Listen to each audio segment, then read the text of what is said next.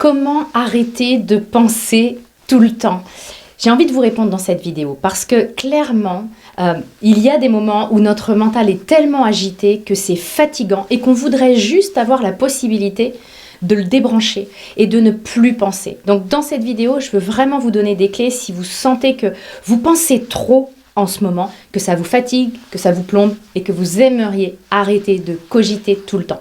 Je vais vous donner des clés, mais avant ça, juste quelques mots sur moi pour ceux qui ne me connaissent pas et qui arrivent pour la première fois sur ma chaîne. Soyez les bienvenus, mon nom est Nathalie Martin, je suis coach en éveil de conscience et j'accompagne des hommes et des femmes qui veulent construire une vie qui les fait triper, qui les fait vibrer. Si vous voulez en savoir plus sur comment je travaille, qui je suis et comment on peut construire cette vie-là ensemble pour vous, je vous invite à lire la description qui accompagne cette vidéo. Alors maintenant que cette introduction est faite, comment on fait concrètement pour arrêter de penser tout le temps?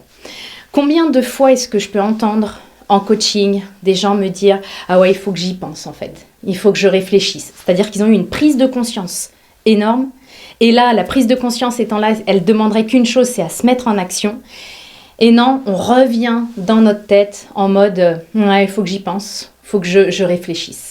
C'est un peu comme ce bon vieux Descartes disait, le fameux « je pense donc je suis ». On a tellement baigné là-dedans qu'on a l'impression que plus on pense, plus nous sommes quelqu'un d'intelligent et puis plus ça apporte de la valeur à qui nous sommes. Le truc, c'est que c'est important de comprendre que penser c'est bien, mais penser trop, c'est hyper fatigant et surtout, ce n'est pas constructif. Alors, avant qu'on aille dans les clés de comment arrêter de penser tout le temps, je voudrais déjà qu'on se pose cette question de pourquoi est-ce que je veux arrêter de penser tout le temps? Pourquoi est-ce que, si vous regardez cette vidéo, vous avez envie de penser moins, voire même peut-être vous rêvez d'arrêter de penser tout court? Bien simplement parce que à trop penser, on en devient malheureux. Si je veux rendre quelqu'un malheureux, je lui interdis de faire quoi que ce soit, je lui interdis de bouger et je le mets uniquement dans sa tête. Et c'est ce que nous avons vu avec le confinement.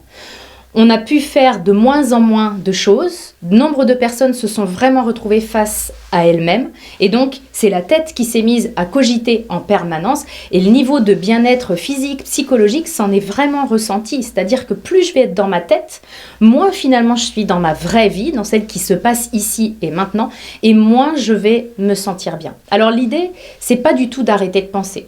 Je suis pas en train de vous dire, votre cerveau, c'est vraiment quelque chose contre lequel il faut lutter, etc. C'est pas du tout ça. C'est pas le but parce que notre cerveau, c'est un outil extraordinaire. On a la capacité avec notre cerveau de réaliser nos objectifs, d'atteindre nos rêves, de créer des choses absolument magnifiques, à condition qu'il soit à sa juste place. Comme le disait Einstein, c'est un outil notre cerveau, c'est un outil notre mental. Et malheureusement, comme il le disait, il est devenu un maître pour nombre d'entre nous, c'est-à-dire que c'est la tête qui commande, le cœur n'a plus qu'à se taire et à ce rythme-là, on ne peut pas être heureux finalement. Parce qu'à l'intérieur de nous, nos envies, nos désirs, ce qu'on est venu vraiment créer ici sur Terre, ça crie pour pouvoir prendre vie. Et la tête, elle est en train de calmer tout ça en mode « Attends, 2 secondes, on va y penser, on va y réfléchir, on va s'assurer qu'on risque rien, on va s'assurer qu'on contrôle tout. » Et c'est le meilleur moyen de ne rien faire et c'est le meilleur moyen de ne pas se sentir bien dans notre vie.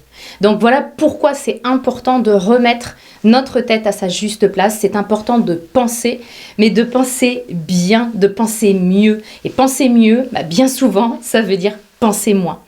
Comment on peut faire pour arrêter de penser tout le temps et du coup pour vraiment penser moins? C'est ce qu'on va voir maintenant. Alors, premier point important, c'est pas en me disant « faut que j'arrête de penser, faut que j'arrête de penser », que je pense moins. Je pense que cet outil-là, vous l'avez sans doute déjà testé. Si je vous dis ne pense surtout pas à un éléphant rose, je pense que vous êtes en train de penser à un éléphant rose.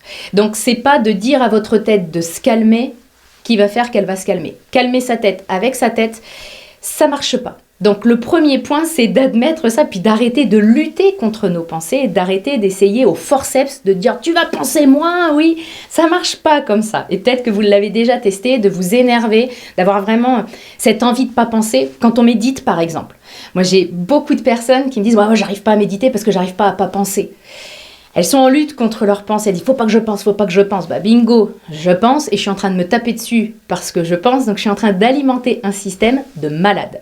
Donc on arrête ça et on va pas essayer de calmer la tête avec la tête. On ne va pas se dire et se fixer comme objectif, il ne faut pas que je pense, parce que entre les deux oreilles, on a une machine à créer des pensées. Et c'est normal, nous sommes normalement constitués. Donc, je ne calme pas ma tête avec ma tête. Par contre, je vais arrêter d'alimenter mes pensées. C'est-à-dire que je vais arrêter de tricoter autour des pensées. C'est ce qui se passe la plupart du temps. J'ai une pensée qui vient, puis je commence à cogiter dessus, je commence à tricoter autour de ça. Une pensée en entraîne une autre, puis je raisonne. C'est ça qu'il va falloir interrompre. Donc l'idée, c'est simplement de, ok, j'ai eu une pensée, puis je vais la regarder passer exactement comme je le ferais pour un nuage, par exemple. Souvent, on a cette image de nuage, et on a aussi cette image de singe qui va de branche en branche et puis qui saute, parce qu'on saute d'une pensée à une autre.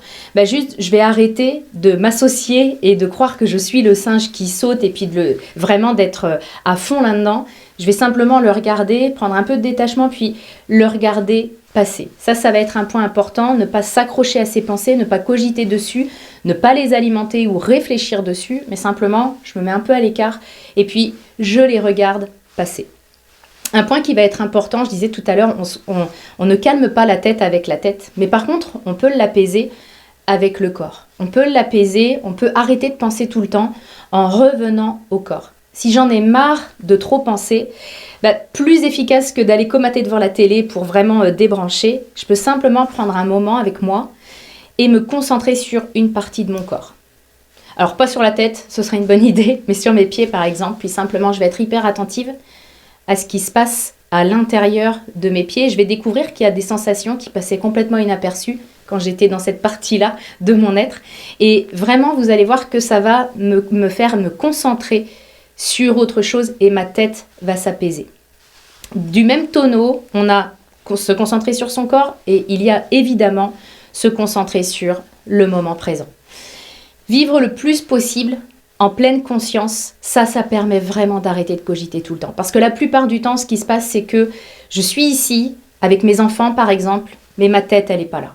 Ma tête n'est pas au même endroit que mes pieds, et la pleine conscience, c'est ramener ma tête là où sont mes pieds. C'est faire ce que disait une de mes premières coachs, c'est fais tout ce que tu fais dans la vie comme si tu étais venu sur Terre juste pour faire ça.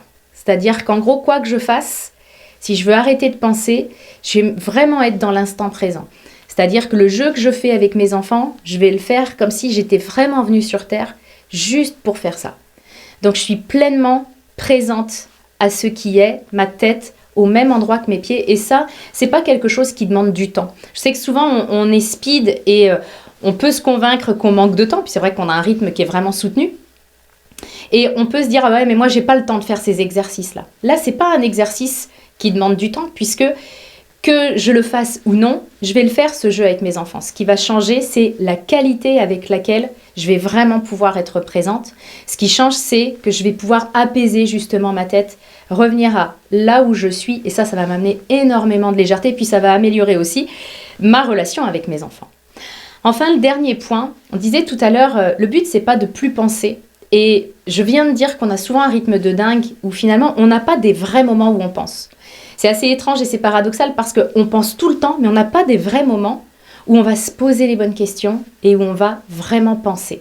Et ça, c'est quelque chose qu'on peut ajouter à notre agenda. C'est-à-dire que si j'ai un vrai créneau dans ma semaine, qu'on appelle aux États-Unis le thinking time, avec l'accent s'il vous plaît.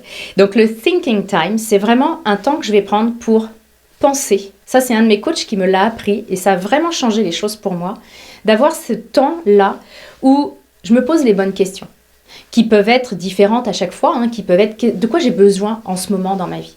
Qu'est-ce qui est vraiment important pour moi? C'est quoi ma priorité cette semaine? Et si je faisais qu'une seule action cette semaine pour faire avancer ma vie dans le sens où je veux qu'elle avance, ce serait quoi? Le fait de se prévoir 1 heure pour penser, là pour le coup, et je sais que ça peut paraître paradoxal parce que vous regardiez cette vidéo pour arrêter de penser. Une clé pour arrêter de penser, c'est d'avoir des vrais créneaux où je pense.